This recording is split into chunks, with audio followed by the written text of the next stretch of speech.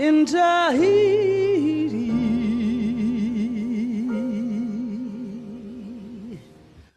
were we on the Nile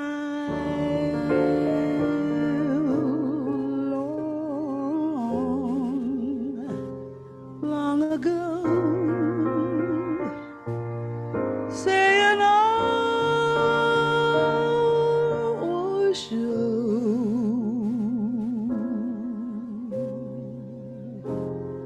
I recall that I saw your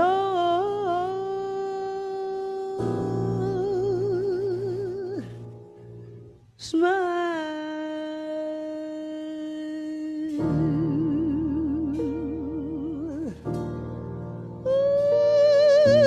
I saw your smile, I saw your smile, I saw your smile. Well, my life is through.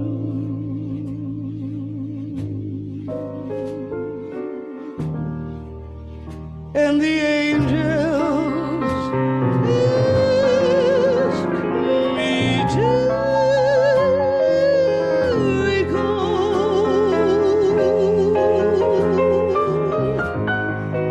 the thrill of it all.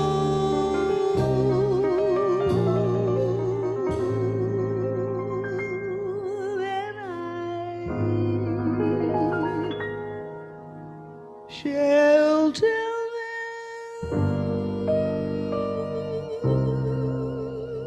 them I remember,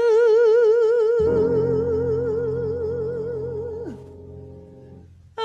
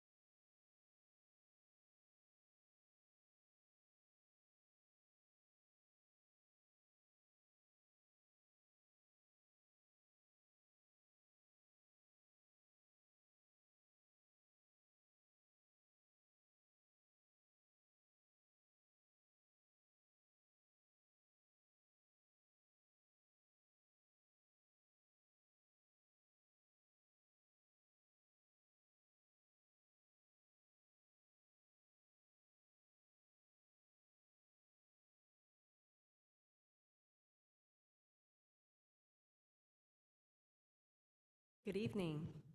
Welcome to the annual meeting. It's my honor as the Orlando Ballet Vice President and Nominating Chair to announce the results of the election that we had just previous to this meeting. I'd like to present the Orlando Ballet officers starting next year.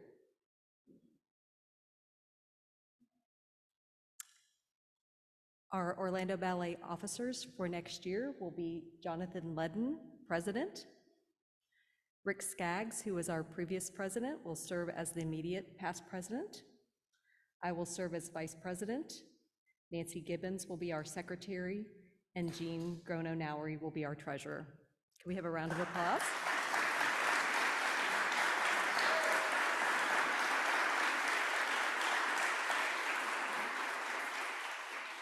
Thank you. Next, I'd like to announce the 4 new board members that will be joining our board of directors for the next term. MC Cravata with Foley and Lardner, Kelly Irby with the Orlando Magic, Eric Mashoff with TD Bank, and Krista Ledden, who rotated off the board for a year in her emeritus status, will be returning to the board in a full voting capacity.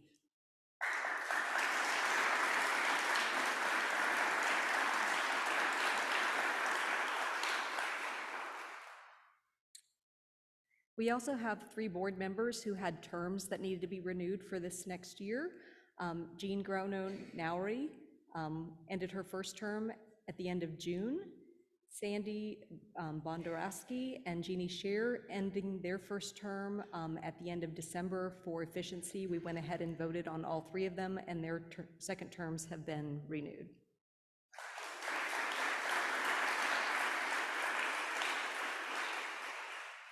Next, I will review the committees. The executive committee has been expanded to 9 members. We have 2 new board members who are joining the executive committee, Shan Atkins and Lisa Westlake. Jonathan Ledden, as our new president, will lead the executive committee. Governance will be chaired by Lisa Westlake. Finance will be chaired by Jean Grono-Nowry. Lynn Lee will continue to provide leadership for the Orlando Ballet School as chair. Community enrichment will be led by Nancy Gibbons, chair.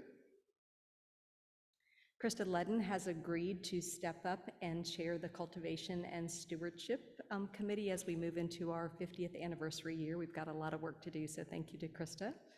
And Jen Sakaris, who puts on an amazing ballet ball every year, will take us into our 50th year.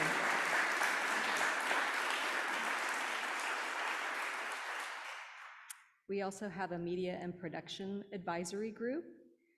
And we have 2 affinity groups. One, the Amigos de Orlando Ballet. Lizette will continue to chair that group. And we have a pending appointment for the Orlando Ballet Ambassadors, which is our more youthful ambassadors. We will be appointing someone to lead that group. Jonathan?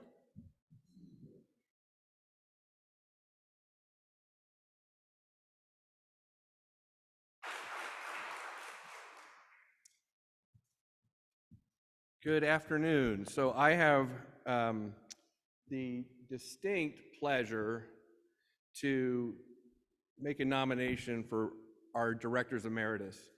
In 2022, the Orlando Ballet Board amended the bylaws to create the position of Director Emeritus to recognize outstanding directors beyond their tenures based on 4 criteria.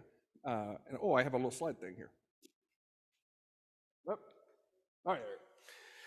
Served on the board with distinction for 5 or more years, held key held key leadership positions or made significant contributions to the success of Orlando Ballet, engaged in major volunteer or advocacy activities in service to the board, and served as an exemplar of board service to Orlando Ballet. For going above and beyond every one of these criteria,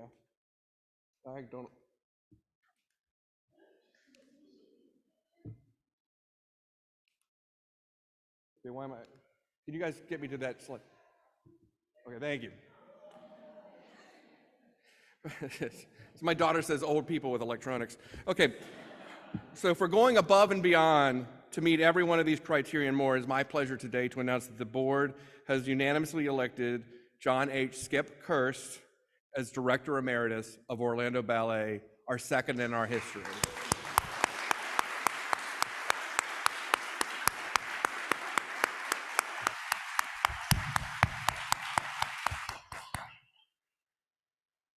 Skip joined our board in the midst of a somewhat controversial restructuring that was not easy. In fact, he was the first person that Krista and I recruited to the board. He was quite unsuspecting.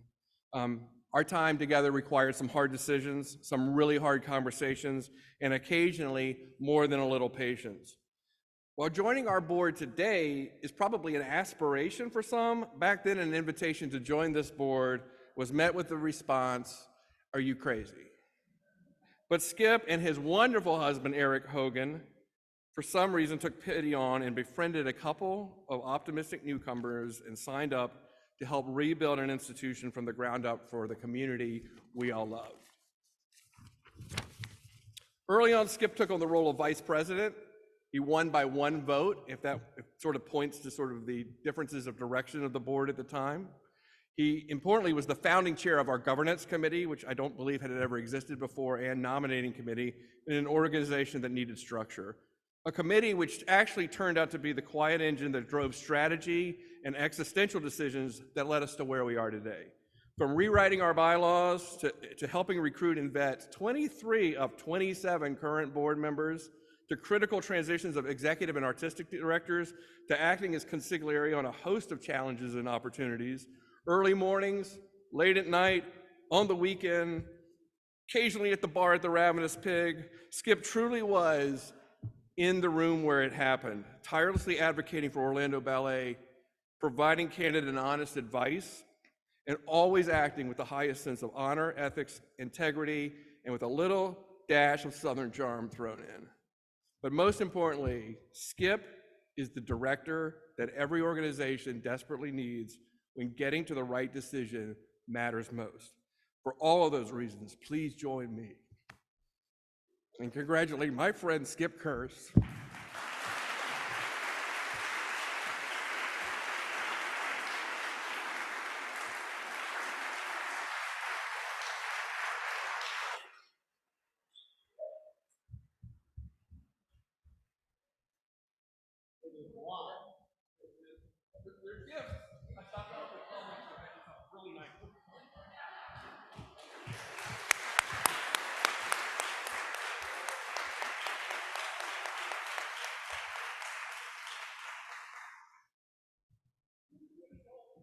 And I forgot, and we got one more, but there's more. That's okay. With your parting gift.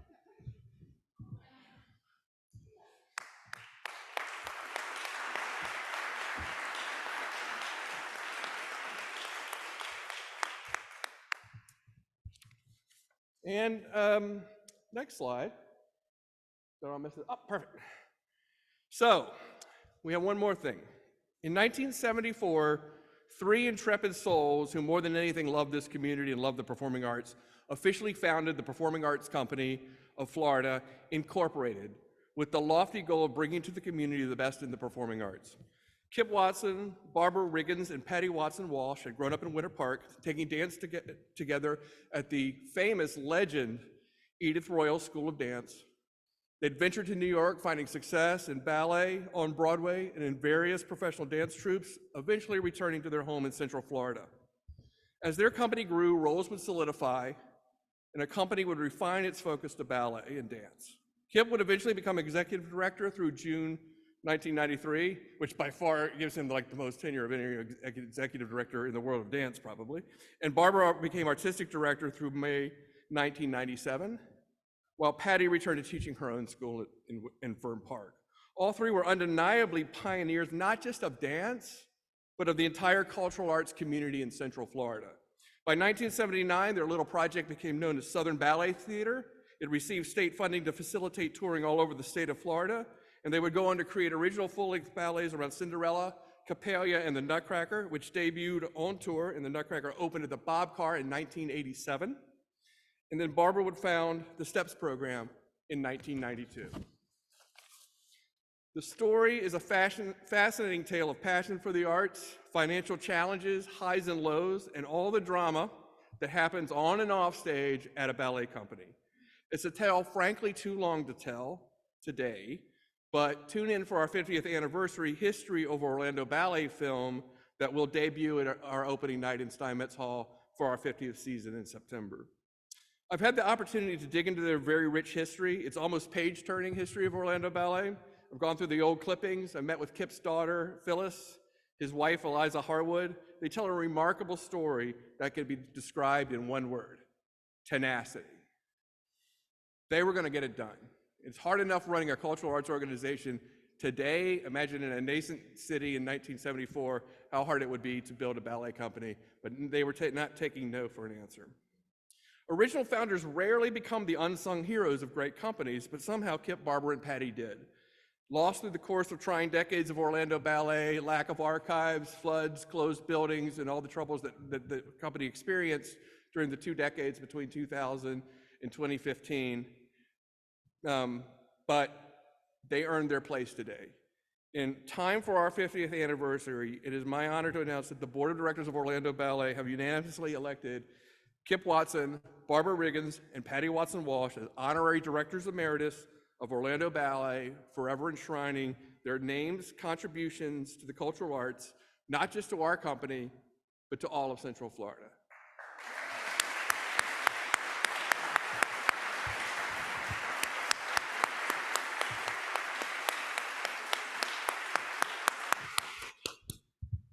Thank you very much.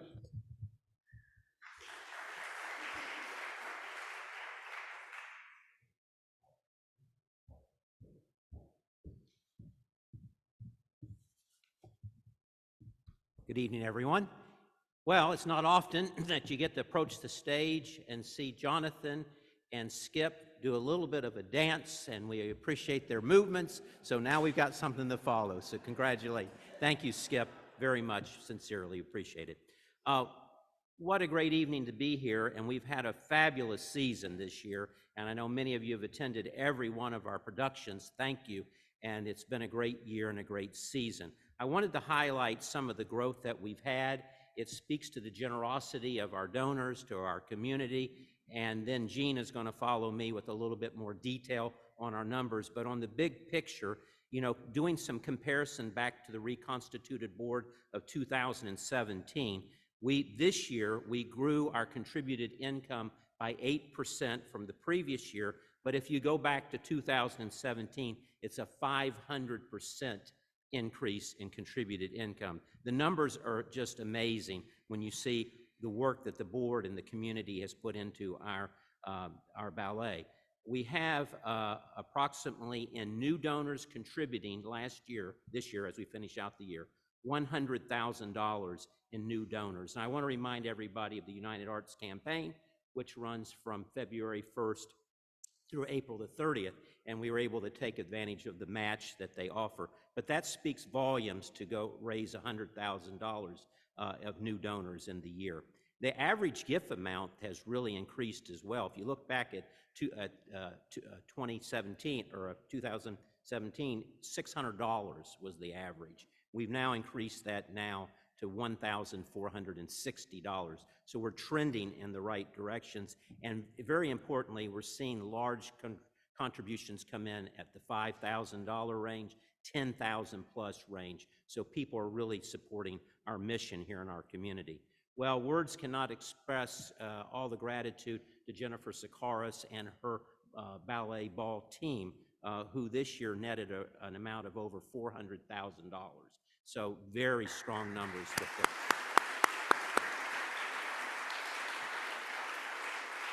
And we continue to grow our board. We continue to grow great leadership in our community that want to serve on our board. And our board giving has increased over 38% as well. So I think you can take real pride in the leadership that we have here at the ballet. I serve with a great board of directors. I want to thank the board of directors for the honor that they've given me to serve as president this past year. I look forward to continuing to serve on the board. I also want to call out our artistic team. The support that they've given has been so appreciated. And our administrative team and our schools team. It takes a village, as they say, and we have a great village here at the ballet. And we're going to continue, you're going to hear as our presentation goes forward, celebrating our 50th anniversary and all the work that's going to go around our new Nutcracker that you're going to be enthralled with and you're going to be so excited with. And if you're not active with the ballet, I encourage you to get active.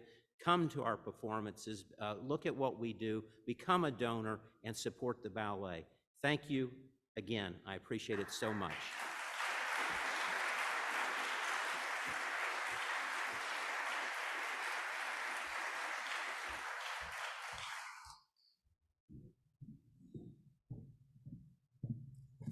I'm going to come over here so you don't miss any of our wonderful numbers that we're going to show. So good evening, and thank you all for joining us. Later on in the program, you are going to get to hear about some of the tremendous success we've had this past year in our company, our programming, our ballet ball, our outreach, and I am also very excited for you to learn about the significant progress that we've made in the past year on our strategic goals. It's really pretty impressive. But before we get to all of that, I get to talk about something that we are equally proud of, and those are our financial metrics, which should be on the big screen. There we go, which is on the big screen for your viewing pleasure. We love those numbers. Anyway, so I'm going to walk you through those in just a moment. and talk about some of the highlights and talk about some of the things that we talk about with our really talented Orlando Ballet finance staff. And we have Kim and Catherine, they're second to none. Our equally impressive finance team that we have, as well as our board. So what you're looking at are some key performance measures from 2019 going forward. There is a column there that includes our projections as to where we think that we're going to end this fiscal year, our 2023 fiscal year, and it is titled 2023 PF. And then next to that column, all the way to the right, is where our 2024 budget is and what we hope to accomplish. So let's kind of just start with where we've been. And I'm going to take you from 2019 all the way to 2023. And so if you look, 2019, we finished our year with about $7 million worth of revenue. As we make it through COVID, we see some dips, but coming back into 2023, these are pretty solid numbers right now. We anticipate that we are gonna end the year with about a little over $8.3 million in revenue. And I want to point out that that's about a 17% increase over prior years, 16.8%. And we have seen a lot of that growth within our ticket sales, Nutcracker in particular, as well as our school. And so you make your way across that line and you see that impressive growth over that 5-year period of time. We come back to the next line and we have our expenses. And I would tell you the team has done an incredible job with successfully being able to control those expenses. And how we know this is because we make our way down to the next line, which is our operating income or our surplus. And you can see that every year in that 5-year period of time, I know we talk about the hard times and what happened before 2015 and all of that, but every single year we have been able to produce a bit of surplus. And that goes a long way in, illustrating the financial stability and viability of our organization. We come down one more line, and we all know that operating income isn't the excess cash that is infused into the organization. So we turn around from there, and our next line, we get to add back that depreciation, those non-cash type expenses, and we get to the line that shows us operating cash flow. And it's bolded on my sheet, it's not here, but it should be bolded because, you need cash. You have to be able to pay the bills. And if you can see over the past 5 years, we have really been able to successfully do that. And so making our way down to the next 2 lines, we've got other metrics that we look at as a finance committee, as a board. How much cash is in the bank? Because you got to be able to pay those bills. So that next line, the year-end operating cash balance, that's what's in our checkbook. That's what we see. And if we look back to 2019, we've got about $572,000 in our checkbook. But we know over that period of 5 years that we've had that positive cash flow that we've been able to infuse back into that organization. So one of the things, and if you all can read the asterisk on the bottom there, we believe that what we need to do with that excess cash flow is invest it back into the organization. And we've done that a couple of different ways. So I want to point out the $2.7 million in reserves that we had at the end of 2022. So we said to ourselves, there are 3 things that are really important to us right now. Number 1, we need a new works fund. We need a new Nutcracker. We have to have it. We saw last year, that was our bread and butter. That is what makes us viable, makes us viable in the future. So we said, we're going to set aside $2 million of that to make sure that we've got a new works fund. We also said, what we need to do is we've got this beautiful building that we entered in 2019. We need to be able to maintain it. We need to be able to buy sound systems and whatever else we need here. So we said we want to put $500,000 of those reserves into our building fund. And then, of course, we said as our budget continues to grow, we need operating reserves. We had $200,000 left of that 2.7 million, and we said that's going to go into operating reserves. So that's what you see we've done with the first 4 years of excess cash flow. Now let's go all the way forward, and let's go to what our plan is for 2024. So we've had substantial discussions. We could rest on what we did last year, take a little break, give everybody a little breather, and say, we did it. We're in good shape. But we decided that we have Cheryl. We have Jordan. We have a new Nutcracker. It's our 50th anniversary. We have donors. We have a great board. We're not going to lose that momentum. So when we built this budget and we built the next season, we said we are going to continue to move the ballet forward like our community deserves. And what we did is we said, we're going to increase our budget by about $1 million. That's not a little feat. But we believe that with our ticket sales from the new Nutcracker, we believe with the school, all those things that I've told you about, that's what makes sense to us. As far as our expense line for next year, that's just what our programming costs are. That's what it costs to put those things on. Would we like some more in that line for some additional admin? Yes, we would. We really would. I bet everybody here on staff would raise their hand and say, yeah, give me some more. But it's a good, solid budget. And so we are anticipating there's a small $3,000 surplus for next year. Hopefully, by the time we get to this time next year, it will not be a $3,000 surplus, but a little bit more. And in addition to that, it comes up with about a $460,000 excess cash. And I just want to leave you with one more thought here. As we look through to 2024, that checking account balance is no longer $572,000, but it could be $1.9 million. It is the full intent of the board that we're going to take that excess cash and we're going to invest it back into the ballet. With a $9 million budget, we need more than a $200,000 operating reserve. We need to be able to raise enough money for our Nutcracker project to put that money back into the New Works Fund so we can continue to move forward and do what we've been doing. And I think that's all I've got. So.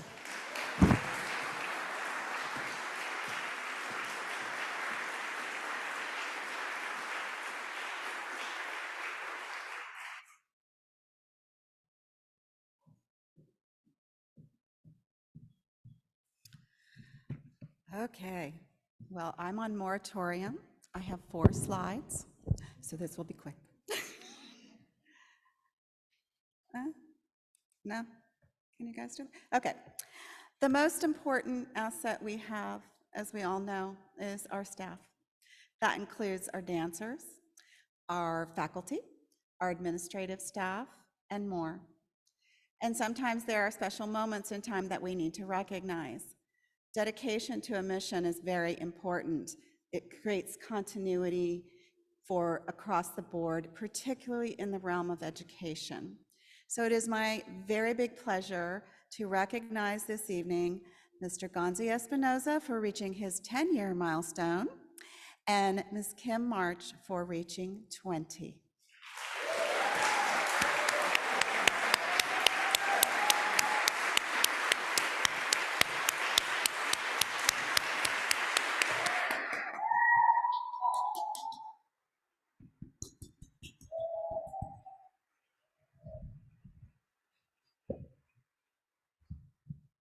I'll get the good stuff.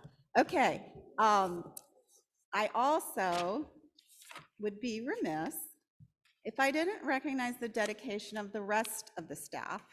There is no one at Orlando Ballet that does not give 110%, and sometimes that even includes sacrificing personal milestones. So would everyone here please wish Catherine Fabian a happy birthday because it is today.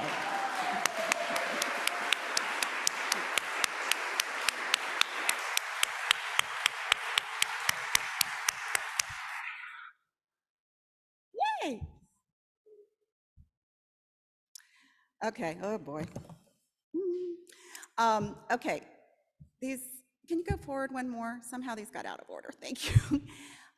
So I decided to talk about where we are, very top line in terms of our mission.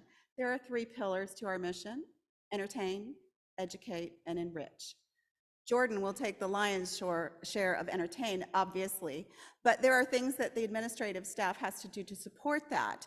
And we have made a very significant effort this year to higher engagement with our audience. These 2 bullets are very simple, but they mean a lot. It was necessary not to have printed programs during COVID for safety reasons. Well, I'm not gonna lie, it's fun to be able to that printing line item out of the budget because it's big, and it's getting bigger all the time, as anybody who has to order printing probably knows. However, that was very important to our patrons. We take the surveys that we put out very seriously, and that was largely wanted back, so we did that. It's going to get even better next year, but you'll be surprised when you see them in the theater. And then the other thing we did was say, okay, how much better would it be if when guests come to the theater to see the magnificent work being put on stage, they already understood what they were getting into. They didn't have to stop and figure out what the flow of the story was. They could just enjoy the dance. And so therefore, we have implemented patrons guides. Now, this is not new in our industry, but for Orlando Ballet, it's new. This is a deep dive. It talks about the choreography, why the music that was either composed or selected was chosen, how the choreographers approach the character development that they're putting on stage. This makes the experience so much more lush for our guests, and it is working, I can tell you. So very proud of those accomplishments there for this year. In Educate, the school is just hitting it out of the park. We are probably going to hit the tipping point within the next 2 years.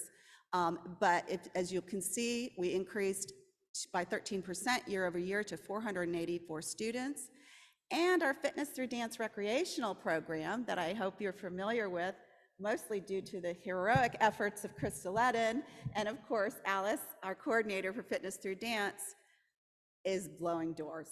We have now started implementing intensives for the adults that participate in this recreational dance. They love it. 5 or 6 weeks in a row of a basic ballet or jazz or tap or whatever the topic is, or the genre, and people are coming in droves for this. So this is really exciting, and there's actually, for another day, kind of a nexus happening between our recreational programs and our enrichment programs.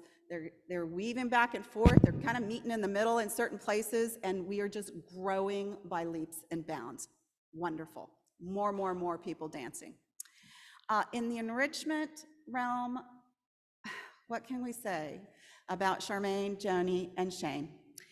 Charmaine is the driver, visionary person, not afraid to take anything on, that we all have just hung on by the rope for the wild ride. And now she has Shane and Joni backing her up administratively, so that we are currently delivering 8 fully developed programs. The number of residencies this year was 141, and please look at the parentheses. That's a plus 21 from last year. The total participation in residencies, meaning we are going to someone and teaching them, well over 2,500, 2,630 participants in that. And then when we add that back together with our Intro to Ballet program, which is also highly dependent on the Nutcracker, another reason why we're doing that, you get that number up to almost 19,000, and I do think that we will eclipse 20,000 very shortly on that. Thank you. Thank you.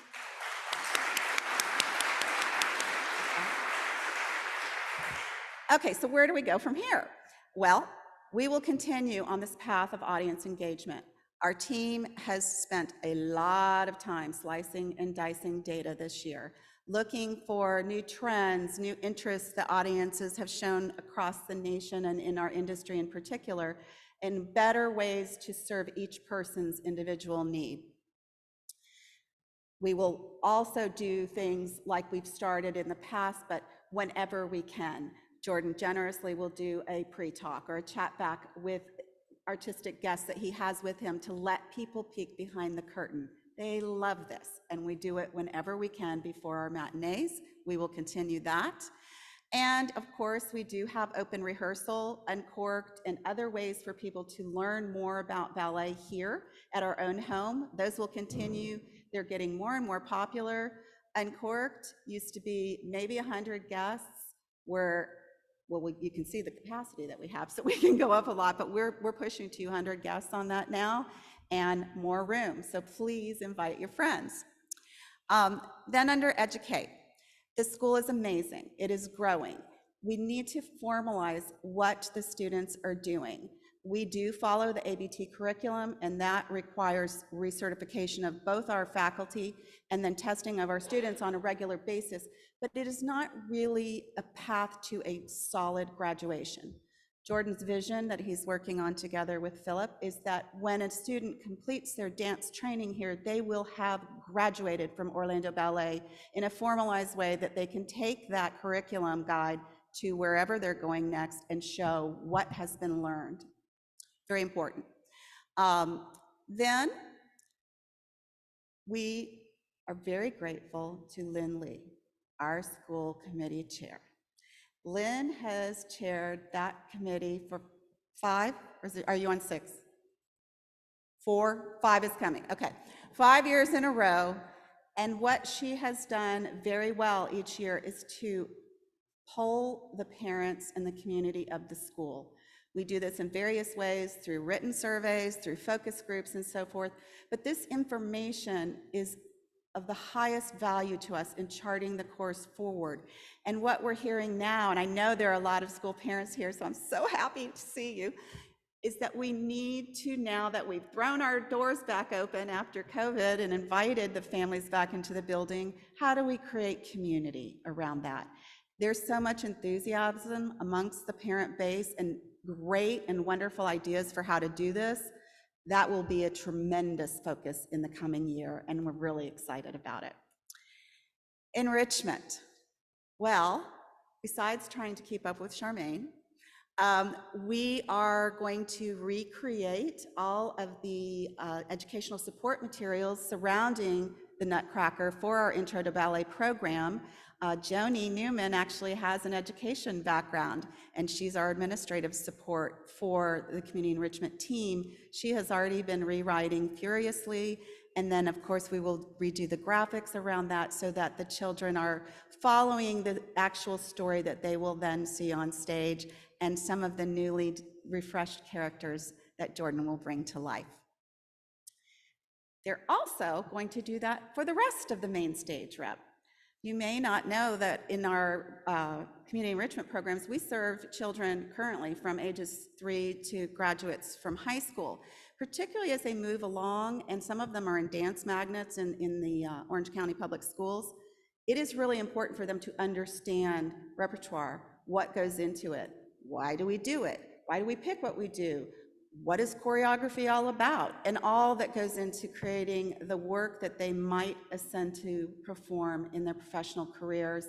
And we feel that this is an opportunity we can maximize a lot more, actually both in enrichment and within our own school. Come dance with us.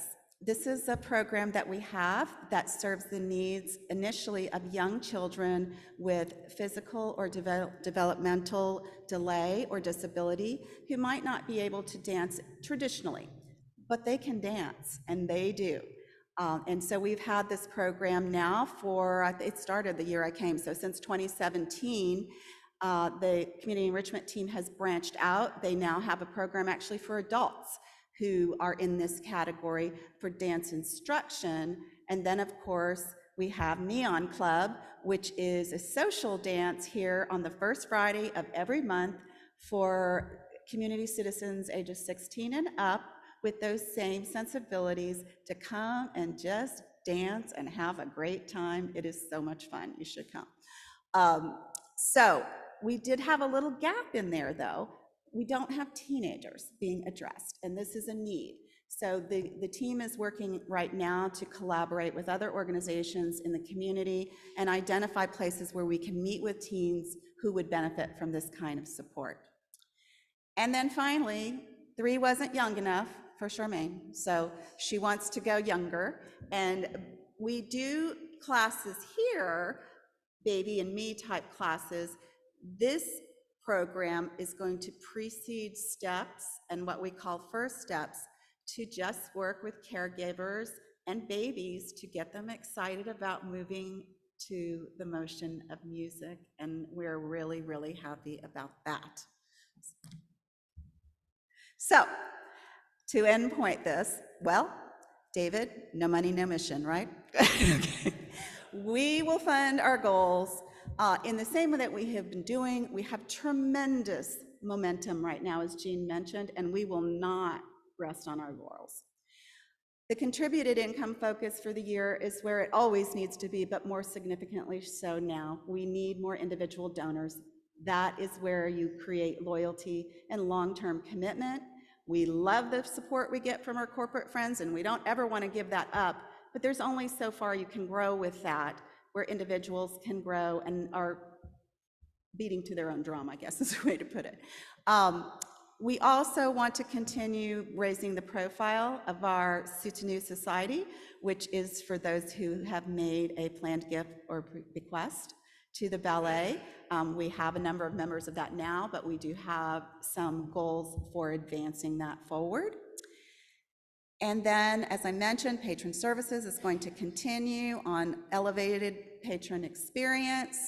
And finally, in the school, this is the time for full utilization. We need to fill the classrooms up for all that we are doing because we're sort of full in terms of our schedule on the calendar. There's just not that many more hours that are not filled by either the company or the school. So if we can fill the classes we have, that buys us a little more time to consider what happens when we hit the tipping point.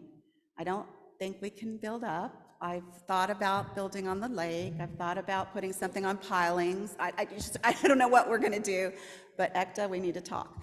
And so hopefully by the time we do hit capacity, we will have found a way to better utilize this facility, leverage some of our relationships. We already partner with Rollins College for our summer intensives. There may be some opportunity there. I understand from Vonda that there's a great demand in Lake Nona with young people on long waiting lists, so that's sounding kind of interesting too. So we will be exploring that and figuring out where to go. And I think that's all Cheryl has. Oh no, sorry, the best for last. One more. The ballet ball. Okay, you've heard a lot about this tonight, and rightfully so. I recapped where we've been with the ballet ball, just so you could see that journey, and we've had goals. We were charged, it must attend event. You've got to make this the talk of the community. I think we've hit that box. We want to recreate the event every year and raise the bar, and interesting that year 2 of this event was in COVID. Let's not forget that. We had a live fundraising event, masked, socially distanced. Our friends from Disney helped us figure that out. I don't know how we got through it, but it was great. And then, of course, we went to Gatsby, and then this year to 1950s New Orleans as a nod to Streetcar. Finally, 2 things. If you did not hear this, the ballet ball in its totality, in the way that it helps us leverage fundraising and find new donors, won excellence in fundraising from the Association of Fundraising Professionals this year, and I think that's amazing.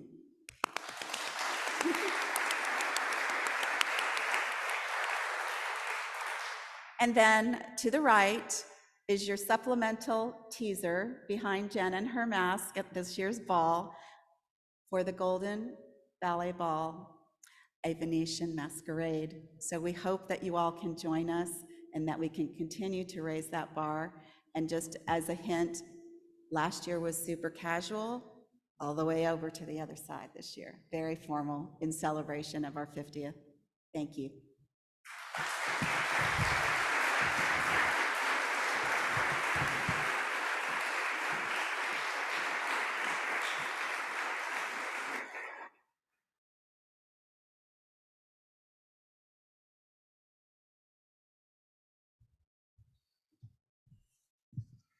Thank you, Cheryl, and thank you to my board colleagues for once again putting your faith in me as board president. It was a great meeting we had. It was very different from when I was elected first president in 2017 because half the board didn't resign. So I think we're off to a really good start. We actually added 4 members. So we're here we go. First of all, I want to thank my friend Rick Skaggs for stepping into the role of president and leading us through the last year.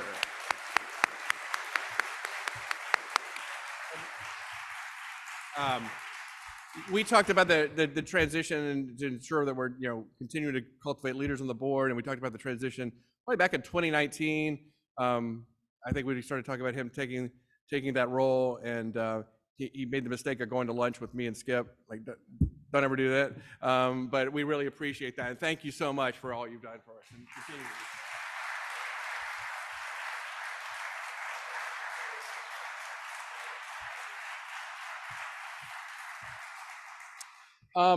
I'm going to be brief because really Jordan's a lot more interesting than I am, but I do want to talk about just sort of the path forward. You've gotten a lot of pieces of it in here, but let's just sort of talk about sort of 5 simple objectives, and these are the board's objectives.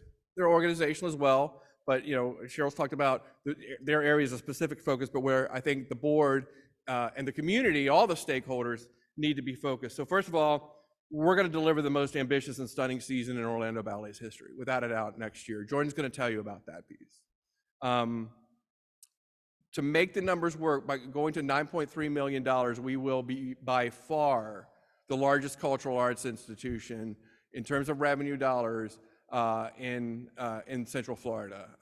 Probably at least 2 times the next largest organization because of this is an organization that really has 3 business lines. We have a school, we have a performing arts company, and we have an enrichment function. So that's a very large organization to run. And to do that, first and foremost, is contributed income. So this year will be, under Rick's leadership, a record-breaking year for contributed income. We have exceeded our prior years. And so I think once again, thank you all for all of that, making that happen. And Jean presented the numbers for this year, and we are well on our way. She showed about $118,000 surplus in operating income. That's actually, to get to that $118,000 of surplus, we need to finish out our current year's fundraising to get there, because although we've broken the records, we like to hit our goals, and we got 40 more days, so we're intent on hitting our goals. So I wanted to say that first and foremost, to help hit our goals, Chris and I will be making a match of 15% against any dollar of increased giving or anyone who missed their United Arts opportunity. So the United Arts Collaborative Campaign closed on April 30th. We had a great year, almost $1 million, our second best year in history. We got a few more dollars to fill. A few people missed their, everybody's busy. It's tough times. A few people maybe missed renewing. So if you renew, we'll step in for your United Arts, only for a short period of time, Jennifer, and we will make the 15% match. So I will help you do that. Up to $150,000 of giving, so there's a limit. And I wanted to thank our board colleagues who couldn't be here tonight, but LaVoice and Lanier Porter and the Porter family and Frontline Insurance have already stepped up and given a gift of $17,000. So we wanted to be sure to recognize them. So that means next year we need to raise $3.4 million. That's 37% of our budget.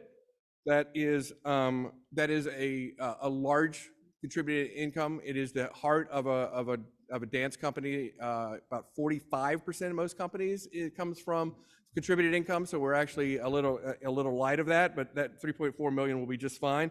And we need to do it by growing our donor base. So we talked about new dollars, but every year it's sort of, you look at our donor growth over the last several years, we've grown to, we had about 278 donors back in 2017. Individual donors were now over 400, but you know, new people come in, people move away, people drop out, people lapse. That number is getting a little, we're sort of hitting plateaus. We're also sitting on our subscription base. So the most important thing, there's recently a study that was done by United Arts of the community that focused on a couple of really important things. One, the heart of organizations' contributed income is individual giving. We can talk about the corporates. Our government is actually far more generous than most other states in terms of our amount of income we receive from government support. The key to giving, the key to an organization is the individual donor. And so we've gotten to about 400, and why Krista is going to step back into chair of stewardship, and what I'm asking and challenging the entire board to do is 500 for 50. We need to grow our individual donor base from 400 to 500 next year. We've grown our individual giving. We've grown from 800 per average gift to 1,600 per average gift. We can keep asking people for more, but you can't keep going back to the same well. So we need to make that next leg of growth, both in our audience and in our donor base. So I'm asking every one of you, asking each board member, 10 new people to Orlando Ballet. Bring 10, they bring a friend, that's 20, 27 board members.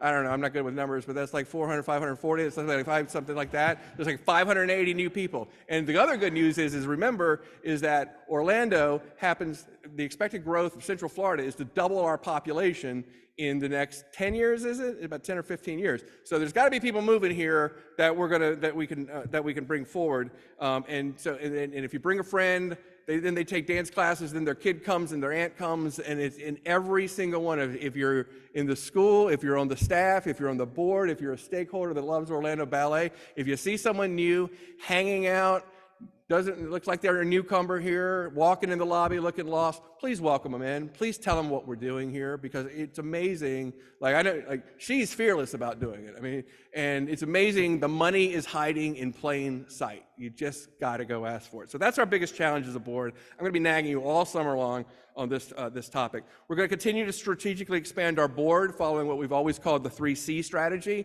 We're focused on adding corporates, communities, and cultures. The 3 C's of board diversity, expertise, skill sets are fully represented. We've done a good job. We got more work to do on that front, but we definitely have the leadership now in place for continuity.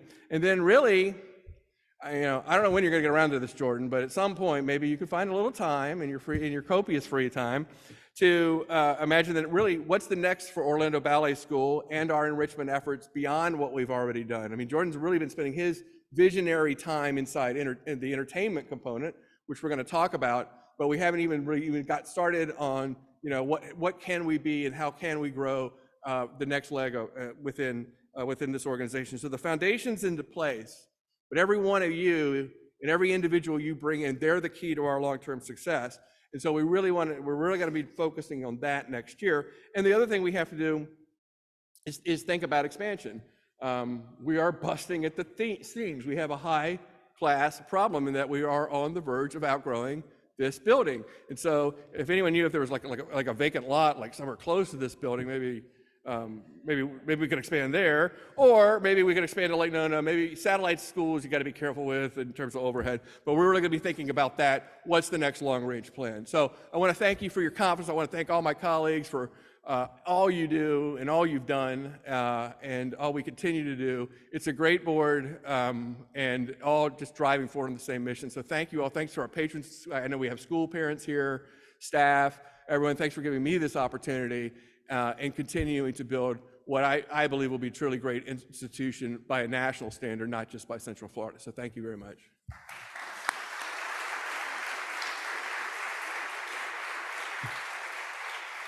So one of the things we'll point to very proudly is our ability to recruit and attract an outstanding artistic director. I think you saw this season. I think it speaks for itself in terms of not only his own works, but the selections that he makes for the works that we brought in. I think Streetcar Named Desire, Moulin Rouge going into Streetcar Named Desire were really Exhibit A and Exhibit B to the true talent of our friend and our artistic director, Jordan Morris.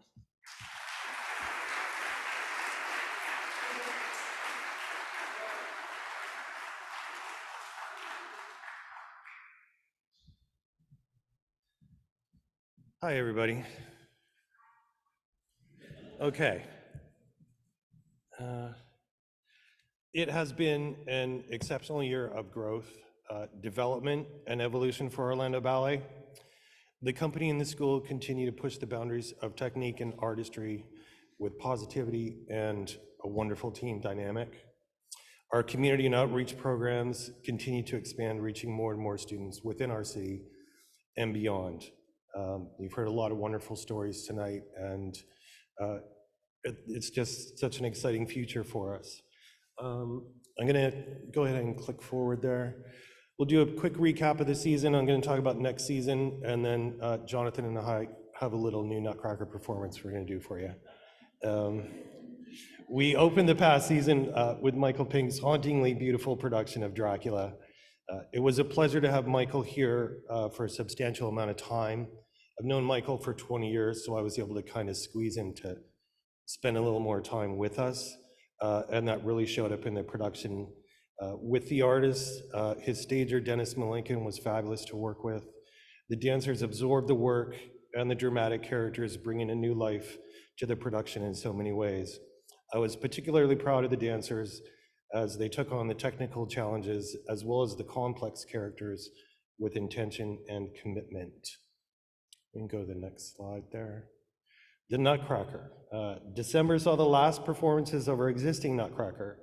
My lighting designer, Joey Walls, and I made some more updates to the old production. I restaged some of the transitions, added some music where there wasn't previously, and that sort of made the show flow a little bit more consistently.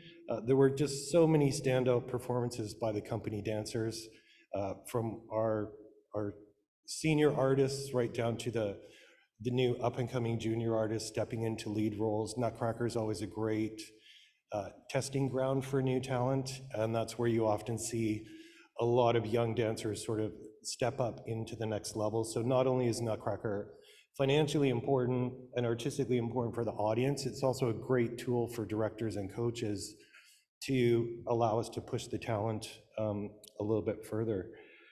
Yeah, as I said, so many standout performances, and our ticket sales certainly reflected the joy and support of our audience during the holiday season. We can go to Moulin. In February, we presented the full production of Moulin Rouge. 2 years ago, we did a much shorter, condensed version during the pandemic.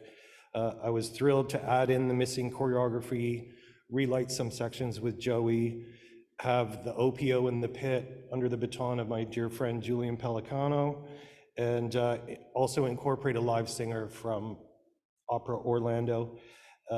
It was a magical moment to see the three flagship arts organizations performing together in true harmony. That was really special. We can go to Director's Choice. Director's Choice this year was focused on the talented members of our second company.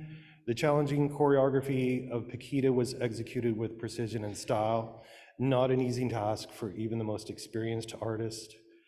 Award-winning BIPOC choreographer Natria Blake created a wonderful and at times emotional work titled Breakthrough. Developed during the pandemic, her work took us on a journey of self-assessment and overcoming emotional obstacles. This was an important experience for the dancers. Creating new works with new choreographers is the foundation in which the art form grows and moves forward. The program closed with another stellar work by our now full-time rehearsal director and choreographer, Heath Gill. I brought Heath in January to work with Lisa and myself on the staff, and we have now offered him a permanent position, which he's accepted. So we will now have an artistic team of 3 moving into the 50th anniversary season. We're very happy to have Heath and all his energy and talents at our beck and call. Yeah.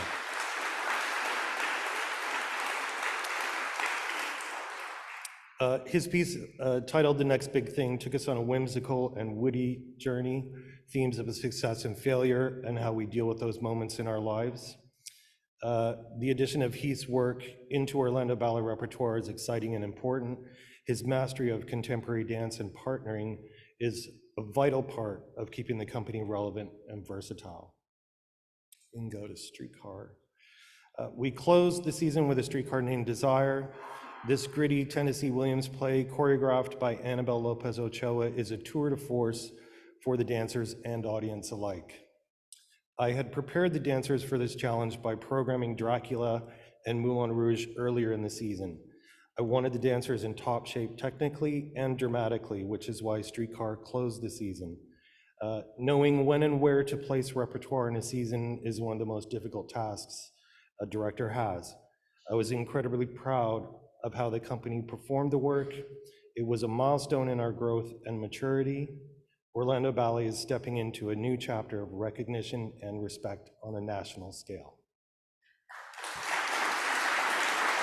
Thank you. This coming season celebrates Orlando's 50th anniversary, and I'm excited to share with you the productions I've chosen for this milestone year. We open in September with the Reflections program. This is a great photo. We just did this photo, was it last week? Photo shoot? 2 weeks ago? Okay, 2 weeks ago we did a photo shoot for next season, and I knew I wanted to have this photo, and then Meredith and her team put the reflection in there. So we've got this beautiful, beautiful picture for Reflections.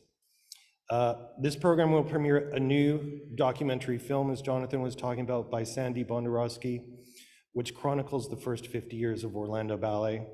This is an important vehicle for the preservation and celebration of our history. Special thanks to Sandy, Delise, Smithy, and Jonathan for the many hours of work and organization that went and are still ongoing into this important project. Following the documentary, the dancers of the company will perform Paul Taylor's iconic work, Company B. Orlando Ballet has never performed Paul Taylor's work, and I thought it was high time that we get him into the repertoire. It's a wonderfully happy, beautiful, gorgeous piece. You're gonna love it. And I'm very happy we've acquired this work into the rep. The evening will close with another American icon, George Balanchine. His ballet Serenade is a masterwork of choreography set to the equally masterful score by Tchaikovsky. I am thrilled to announce that the Bach Festival Society Orchestra will be playing this live.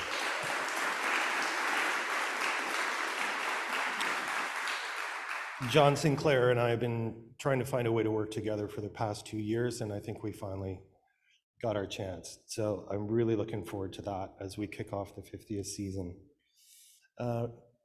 New Nutcracker. December 2023 will mark the long-awaited premiere of a new Nutcracker. I've been working with my design team for over 2 years on this production, and we are excited to unveil this new holiday adventure for you all. I'll be speaking more about the production in a few minutes, so I'm not gonna drag on about it now. We can go to February, Sleeping Beauty. Christopher Stoll, a friend of mine, incredible choreographer, bringing him in to do full-length Sleeping Beauty in February. His work is thoughtful, musical, and traditional. This show will incorporate the full company, OB2s, our trainee dancers, as well as younger students from our school. So I'm giving the entire organization an opportunity to join us in this production. On stage, it's big, it's lavish, and it's just really beautiful. Keeping these historic classical ballets alive is just as important as developing new works. We must remember where we came from and celebrate those traditions as we move forward. Balanced repertoire is a major key to being a successful dance company. Director's Choice. For Director's Choice this upcoming season, there will be a world premiere and 2 Orlando premieres. Heath Gill will create a brand new work to open the show, and as you can see, the title is subject to change, and he may be keeping that. The Ballet Dos Lados by Stephanie Martinez will make its Orlando premiere, and I will be restaging my Celtic work, Deverell, to round out the program. I look forward to the variety of dance styles that will be incorporated into this show, a challenge for the dancers and a treat for the audience as we showcase our artist versatility. Casanova. The 50th season will close with an incredible work by UK choreographer Kenny Tyndall. His majestic production of Casanova will make its North American debut in Orlando. With live music by the OPO, Julian will be returning to conduct those shows. And in order to bring this work over from the UK, I developed a consortium of artistic directors so that we could all share the costs of bringing this over. So working with Gil Boggs from Colorado Ballet, Michael Pink from Milwaukee Ballet, and myself, we were able to cost effectively bring this production to North America. We get to do it first, and then Michael is second, and Gil drew the short straw. So as we move into the next 50 years, I see more of these collaborations developing. They're a very important part of how we're going to push the art form forward together. In closing, I would like to thank Philip Broomhead and all the school outreach staff for their continuing our mission to educate. Thank you, Cheryl Collins and the entire admin team for supporting Artistic in every way. Thank you, JB, KP, and Alex for being our outstanding production support. Thank you, Eddie Frank and Norellis for always making us look good. Thank you, Lisa and Heath, for the endless hours you spend in the studio and in your offices as we push the art form to new heights. And thank you to the Board of Directors for all your support and guidance. We have so much to be proud of looking back at our first 50 years, and so much more to look forward to in the next 50. Thank you.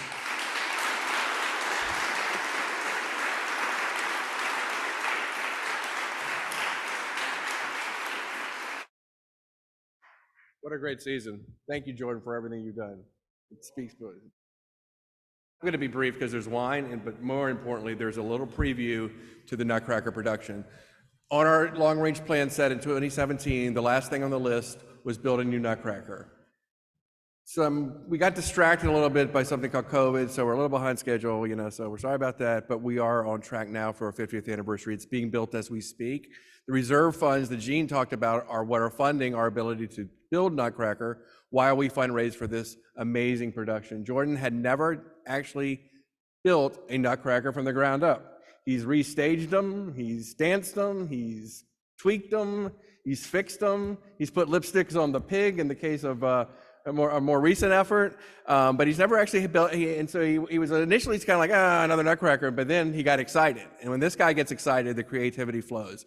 It's a $3.5 million production. It will be of Broadway caliber in terms of the designer is a Broadway and opera designer. It will be the largest undertaking any cultural arts organization has ever made in this town in terms of building a production of that magnitude, and it's on its way. We've raised nearly $1 million on that. We're locking the door till we get the next $2.5 million. So we've raised $1 million. We'll continue, and we will continue the 50th anniversary. In addition to the $3.3 million we need to raise, we do think this is an opportunity to make a major capital gift, a naming opportunity. Have your, there's naming opportunities up and down this building as well as Nutcracker. But it is a fabulous production. It will be the anchor point to our 50th year, but it's an important production. Why? Because it's the linchpin, it is the center point of a classical ballet company. About 15 to 20% of earned income comes from the Nutcracker.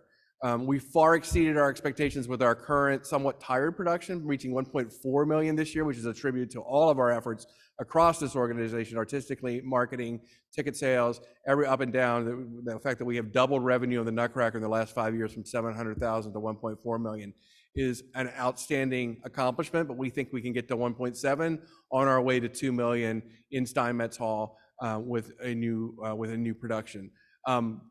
It's also where the mission meets. It's where the dancers get their opportunities to try new things because there's so many performances. It's where enrichment, 16,000 OCPS second graders come to the performance, and it's where our school comes on stage. If you look at one of the number one reasons why people send their students to this ballet school is not just the curriculum, it's the exposure to a professional dance company and the opportunity to dance in Nutcracker. So it really is sort of the center point of everything we do, and it will exceed expectations Jordan, why don't you give us a little bit of a sneak peek, and then that will wrap up our annual meeting. Thank you very much. Am I on? Great. Thanks, Jonathan. Yeah, let's go to the first slide, and I'm just going to talk you through it. So Bob Perziola and I, Bob is an incredible costume designer and set designer. It's not often you get those two geniuses in one brain, but Bob has that. And the beautiful thing is that with our minds working together, he can weave the costumes and the sets so much better together than having a separate costume designer, a separate set designer. So Bob is really a rare bird with a very sharp sense of humor. And when we were talking about what was this Nutcracker gonna be, and why was it gonna be different, and why were we doing it, and what is gonna make it special for Orlando? Early on in our discussions, we found out that we were both fascinated with snow globes when we were young boys. And we sort of started with that as our anchor point. So, and you're gonna see there's sort of a snow globe motif that thematically works its way through the ballet. And I just re-choreographed the very final scene, which I'll tell you about when I get there, where Clara's actually gonna fly inside a snow globe to close the ballet. We've figured out how to do that, we think. So this will be our opening show curtain with our Nutcracker inside the snow globe. We can hit the next slide there, KB. Good. Let's talk about, this is Drosselmeyer over here. Now, when Balanchine came over to North America in the late 40s and did his Nutcracker, somehow we got incorporated with the eye patch. And was Drosselmeyer, was he a pirate? Was he a magician? There are some versions where he brings a nephew, but yet he's the uncle of Clara, but they're not related. All kinds of weird things with Drosselmeyer.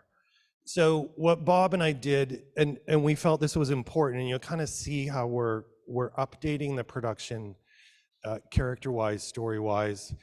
We're trying to make it much more inclusive and beautiful and attractive and magical, especially for the younger audiences. So what Bob and I did was go, well, I think our Drosselmeyer is more like Geppetto, right? He's a toy maker. He makes toys, he makes puppets.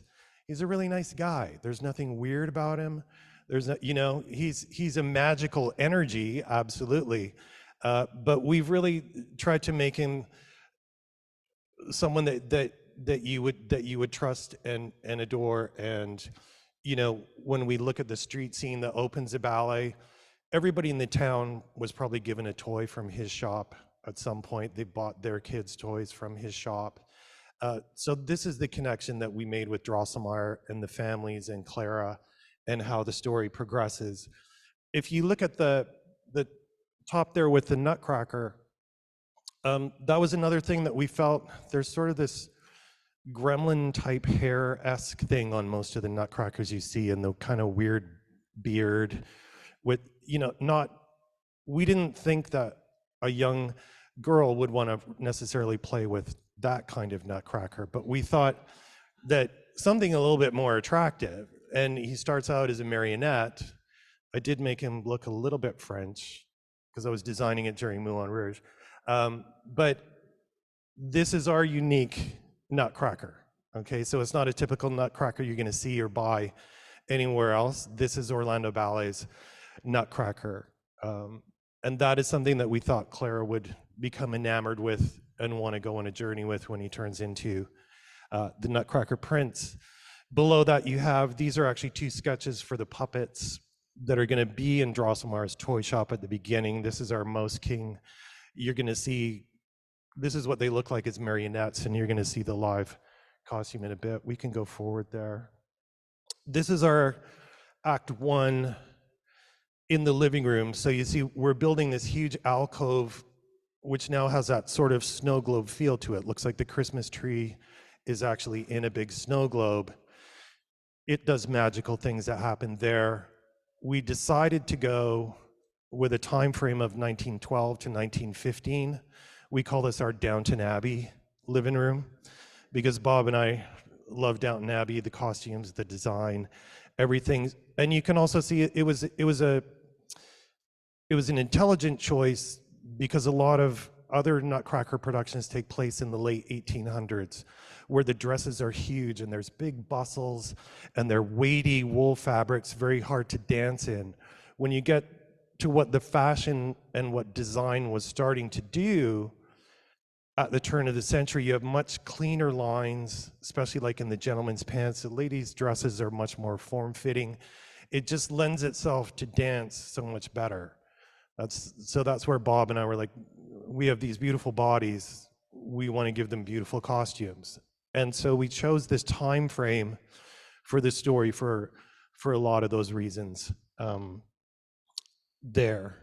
And now if we go to the next, yeah, we're kind of mixing it up with costumes and whatnot for this. So here you have Clara in her party dress. Again, you can see that really nice Juliet sort of bust line that goes into a flowing bodice down to the skirt.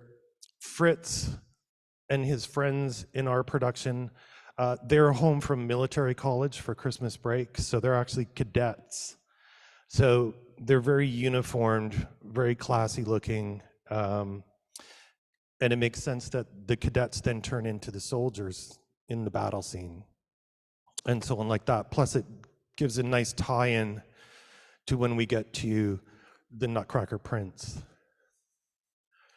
This is the battle scene. So I still haven't figured out where we're gonna park all this stuff on the side of the stages, but JB and I are working on a parking lot plan at some point. One thing you'll notice in here, there's a mouse comes in riding this rather large goose. That goose is about 12 feet tall. The train is 12 feet tall. So is the hobby horse. So when you have to look at the scale of things, they're gonna be massive, massive toys on the stage. One thing, as Jonathan said, that got me excited when I agreed to do a new Nutcracker, I've done a lot of work with Cirque du Soleil, so we're bringing some Cirque du Soleil elements into the ballet. I work with the Canadian National Children's Theatre, doing a lot of puppet shows. So we're gonna have a lot of puppets in the show. There's a small goose puppet in the street scene, which turns into what we call the medium-sized war goose in the battle. And then in Act 2, instead of Mother Ginger, we're doing Mother Goose. So there's gonna be this huge 14-foot circle that comes out on stage and actually transforms into Mother Goose. And then all her little Pulcinellas are gonna be little goslings with flappy wings. And so we've sort of taken a goose motif, and the Christmas goose never gets cooked, right? And in the battle scene, the Mouse King doesn't die. That's another that we're updating. Nobody dies in this production. You know, the Mouse King actually gets trapped in a big bird cage because he has to come back next year, right? So he's got to escape to be able to come back next year. So we trap him in a bird cage that ends up being on the back of the train, and off he goes there. So we tried to incorporate a lot of fun stuff like that. You'll also notice another one of the Cirque elements I'm bringing, that's actually Clara flying above the battle scene. So I'm bringing in my foy team from Las Vegas, and we're gonna build an automated foy rig, and Clara and the Nutcracker Prince will actually fly throughout the ballet as well. So we think that's gonna be really magical for all the children in the audience, young and old. We can go to the next. Right, so here we have, as you can see, we've updated the Nutcracker Prince. He is not gonna have a large garbage can on his head as a mask.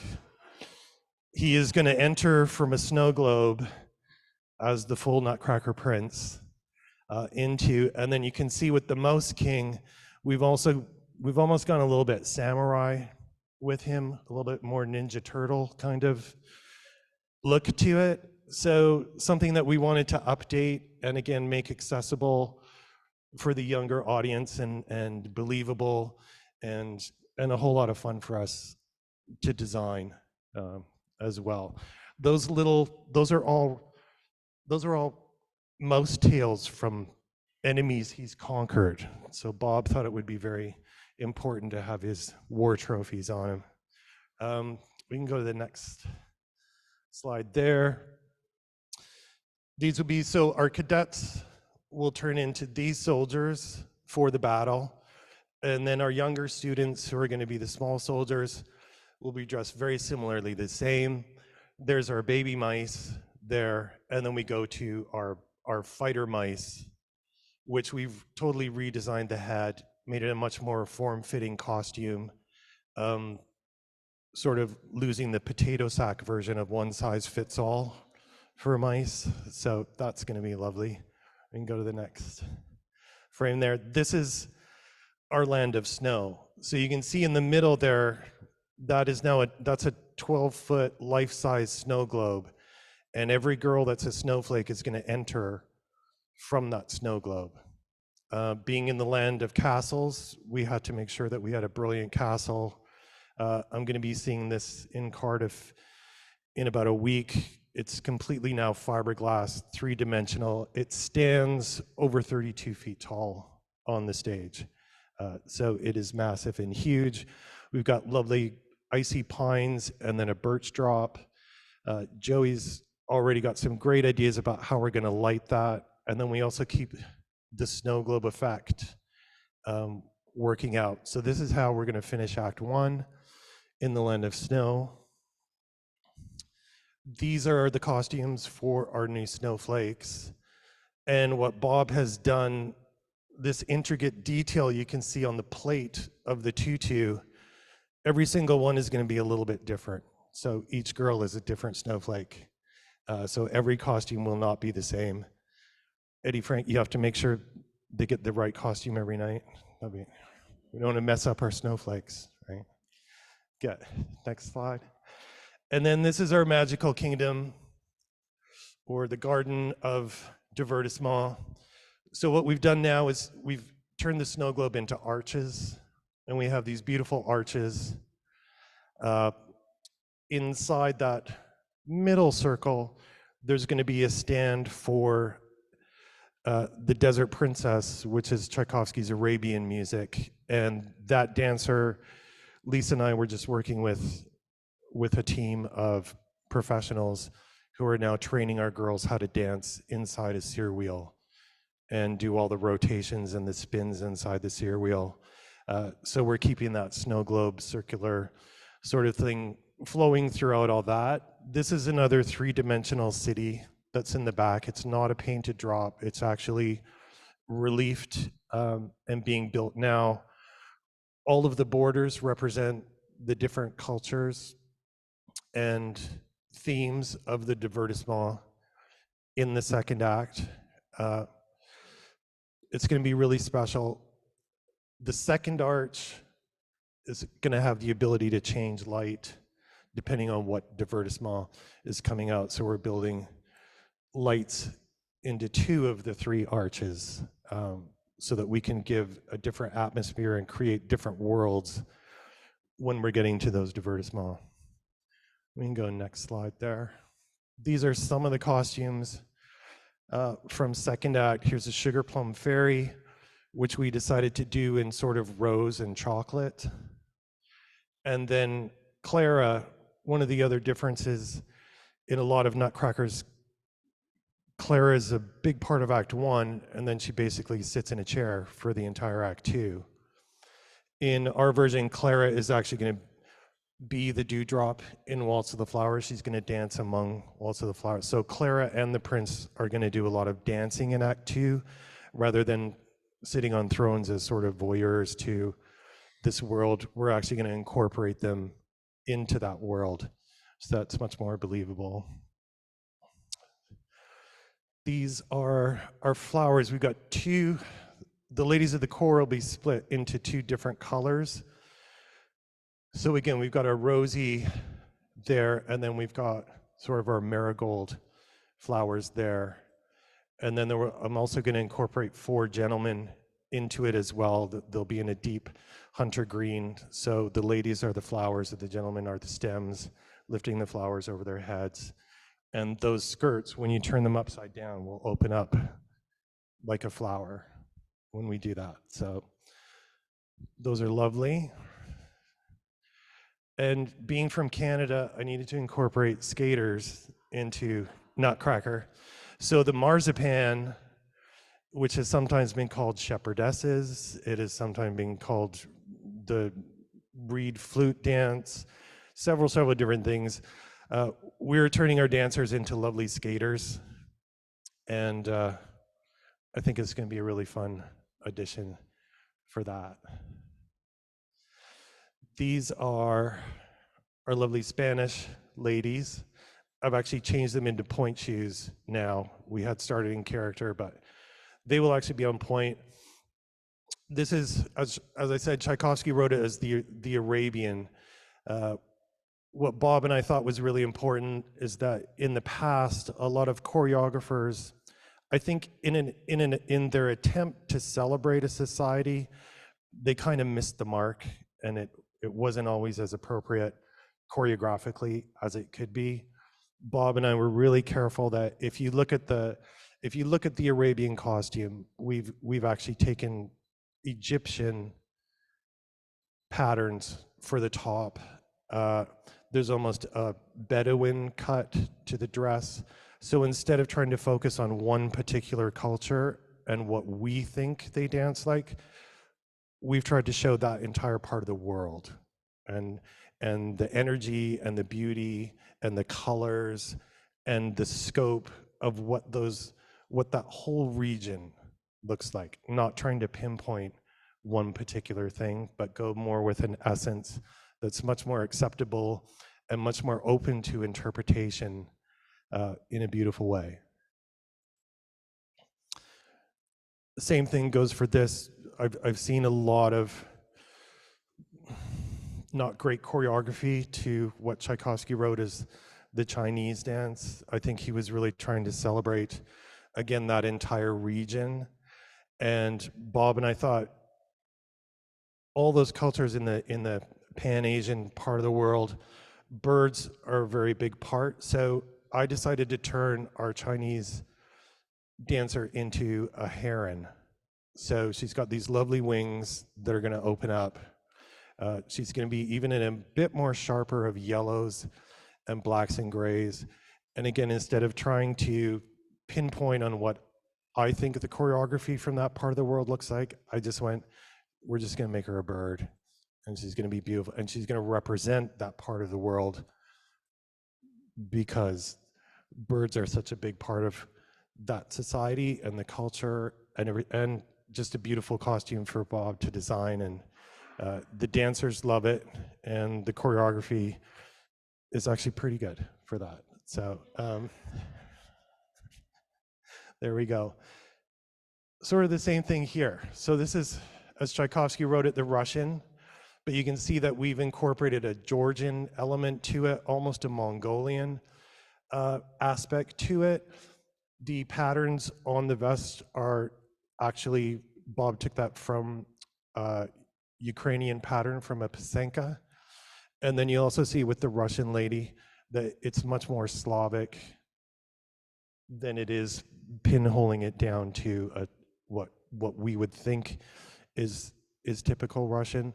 So again, we tried to open it up with color, the vibrancy, the energy, the wonderful energy that they have.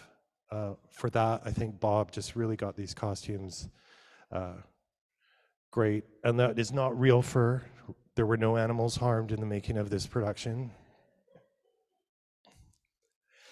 And as I was telling you, here's our mother goose.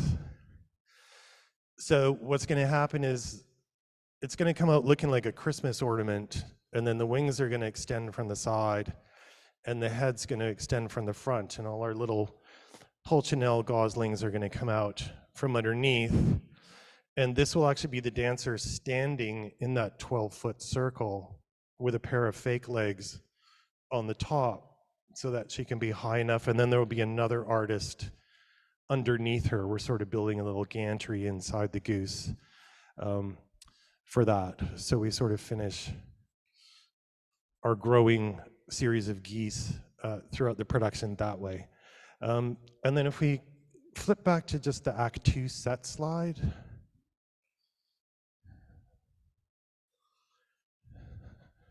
Yeah.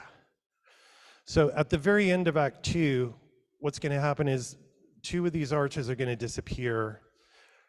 Joey and I are going to carve the light down. The fireplace and the staircase and the small tree that was in the living room are going to come in, and we're going to isolate them in a pool of light. And then that second arch, because that will be the only one left on stage, then we're going to glow that like a snow globe. And then Claire is going to fly all the way from the grid inside the snow globe as the dream dissolves back into her living room. And so we start with a snow globe, we're going to finish with a snow globe. That's my story. Thank you very much.